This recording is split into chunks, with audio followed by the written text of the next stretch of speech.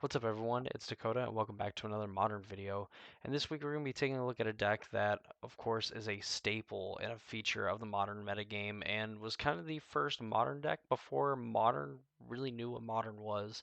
And as we kind of explain the deck and we go through it, you'll understand why, because it's a deck that has been doing unfair things really since the inception of the format, has even been hit with multiple bans as well, and still continues to have maybe not major success that it once had, but still continues to have success and still is a major player in the modern metagame that you have to respect even today. So, without further ado, let's go ahead and take a look at the Amulet Titan deck for the modern format. So, here we have the Amulet Titan deck piloted by Freed Mania. Took it to a 5-2 record, good for a 17th place finish in the Modern Challenge over the just this past Saturday. Before we get too deep into the deck and I explain all the inner workings of this crazy, weird, beautiful mess that we call Amulet Titan, be sure if you haven't already subscribed to the channel that you do that and ring the notification bell as well so you know when I post videos like this, when I post other Pioneer content and other content related to Magic the Gathering, because it is something I have a lot of fun doing and I don't know, it makes me feel good seeing that subscriber count go up. So feels like it validates all the work that I'm putting into the channel. So be sure to do that. And if you are interested, there is a link in the description of the video to the Discord server. Go ahead, just copy paste that, follow it, all that fun stuff, and join so we can talk about Magic and all that fun stuff. So now onto the deck, we have Amulet Titan. Amulet Titan, like I said in the intro, is been a staple of modern for the longest time. Like when people think of the modern format, they think of Amulet Titan. So first off, what the heck is Amulet Titan? Well, it's because of the two namesake cards of the deck, Amulet of Vigor, and we have Primeval Titan. So Amulet of Vigor says whenever a permanent enters the battlefield tapped under your control, you untap it. And Primeval Titan lets you, when it enters the battlefield or attacks, search for two land cards and put them onto the battlefield tap, then shuffle your library.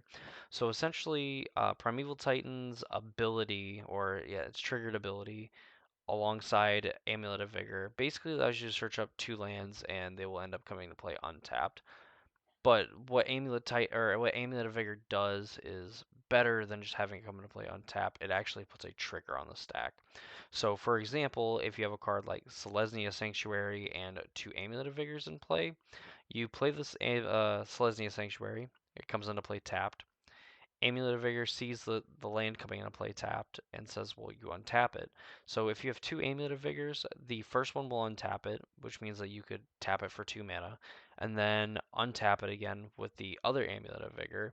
And then you have the bounce land trigger, which means that you could return the bounce land, which is typically what you want to do in this deck. Getting to play these bounce lands fair is not the object of the game because you have cards like Dryad Elysian Grove and Azusa Lost But Seeking, and to a point Arboreal Grazer as well, where you can abuse having multiple amulets in play, or even just one amulet in play. The fact that if you just have one amulet in play and Selesnya Sanctuary, you're just gonna have a land that is going to produce 2 mana every turn. On top of like cards like Azusa, where if you have an amulet and you play an Azusa, you can just make 6 mana on that turn with a single bounce land. Dryad, you can only do 4, but again, with the help of additional amulets, you can get that number even higher. So what you're trying to do with all that mana is essentially cast Primeval Titan, the namesake card. You can find it with cards like Summoner's Pact, and you can even get it with Summoner's Pact. That's it. But you can find Summoner's Pact with the 2 copies of Talaria West by transmuting it to go get a Pact, then go get a Titan.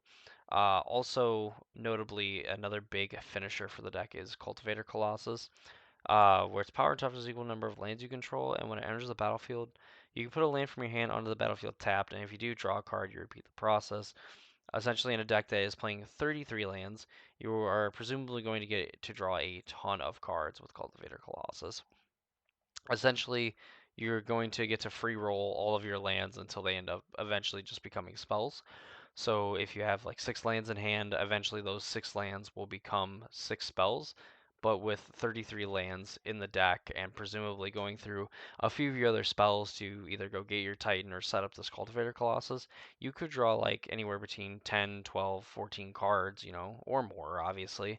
And Cultivator Colossus is just super huge, and having Trample, it's not really going to get hit by a lot of the removal in the format. Like, you have Solitude that would be able to cleanly deal with Cultivator Colossus, but without like Path to Exile coming around, you have cards like Prismatic Ending that don't deal with Cultivator Colossus.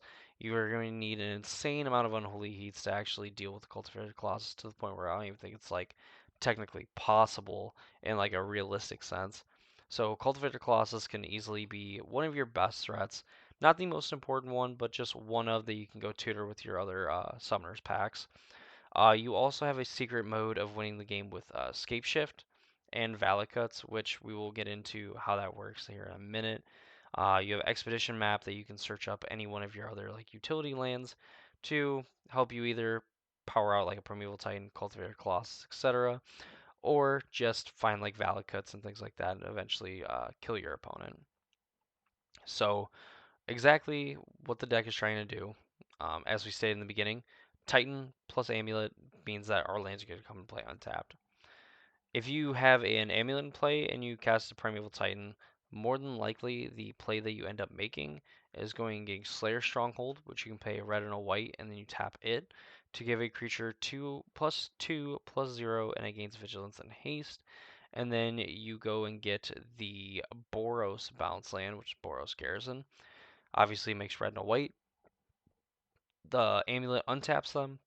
You tap the garrison and then you tap the Slayer Stronghold to give the Titan 2/0 in haste and vigilance as well. So you're attacking with an 8 power Titan. You bounce whatever back with like the Titan, and then you attack, and then you just kind of get to go into some mix of things to eventually win the game. Against like more aggressive matchups, you can go get Radiant Fountain plus another bounce land, and then like, gain the life with Radiant Fountain, pick it up after getting the bounce land, and then getting to play the Radiant Fountain again to gain more life. Also being able to keep the Titan back on defense. If you're looking just to get another copy of Titan, you could get like a bounce land plus a Tolaria West. Untap them, return it. You won't be able to transmute the Tolaria West, but chances are with the lands that you searched up, you will be able to transmute it on the next turn. Go get a Titan and then, or go get a Summoner's Pack to go get a Titan and then play a Titan, or even just go and get like Cultivator Colossus and things like that. You have cards like Urza Saga that essentially just tutor out an Amulet of Vigor. It allows you to keep hands that don't necessarily have turn 1 Amulet, but have like some of these other like Sakura Tribe Elders and things like that, and even Arboreal Grazer, Azusa, because the Saga will eventually get you an Amulet, or it can even get you a second Amulet, which is super explosive and can make the deck really fire on all cylinders. You have Sunhome, Fortress of the Legion, can give a creature double strike. There are some double amulet draws where you just have 2 amulets in play and you're able to grab like Boros Garrison, Slayer Stronghold. You're able to double up on the activations of Slayer Stronghold, so then you basically make your Titan huge. And then you can go give Vesuva and Sunhome.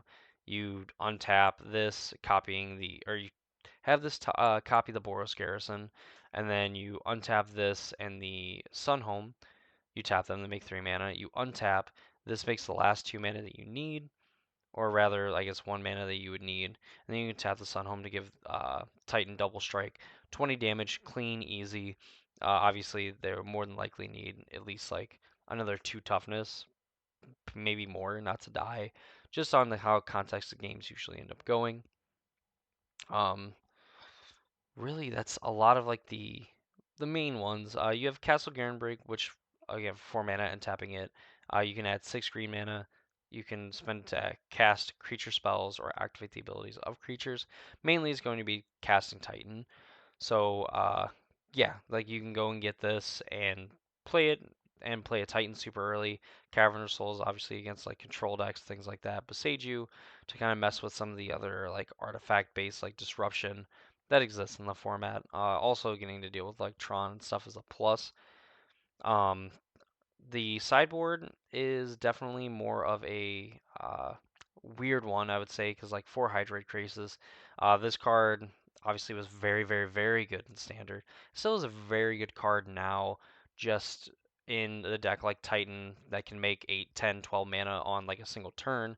The fact that this will enter the battlefield with like 10 counters on it and you get to draw 5 and gain 5. I mean, a 10/10 uh, flying trampler is pretty good, especially when again you have cards like Sunhome, Fortress of the Legion, just to give that double strike and be able to win the game that way instead of having to have two amulets and then being able to make sure that you're able to get Vesuva, Boros Garrison, so on and so on.